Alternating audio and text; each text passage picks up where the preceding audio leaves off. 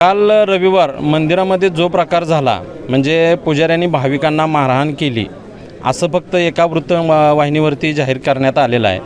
पण पुजाऱ्यांनी ते पाऊल का उचललं?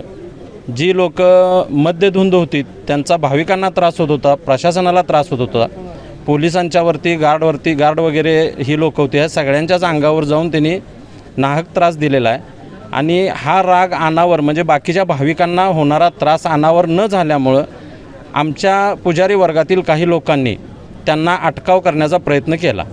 त्यांनी शिवीगाळ वगैरे करून म्हणजे विनाकारण समाजाला त्रास दिला, अधिक भाविकांना त्रास दिला. ह्या गोष्टीचा मी गुरव समाजाचा अध्यक्ष ह्या नात्यानं जाहीर निषेध करतो.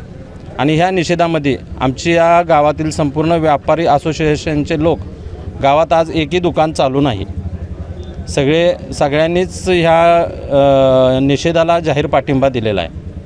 प्रशासनानं ह्याच्यात लक्ष देऊन योग्य तो निर्णय घेऊन आमची बाजू संपूर्ण महाराष्ट्रासमोर मांडावी.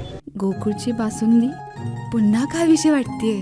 खरं सांगू, मलाही खावीशी वाटतेय. पुन्हा पुन्हा खावीशी वाटणारी गोकुळ बासुंदी.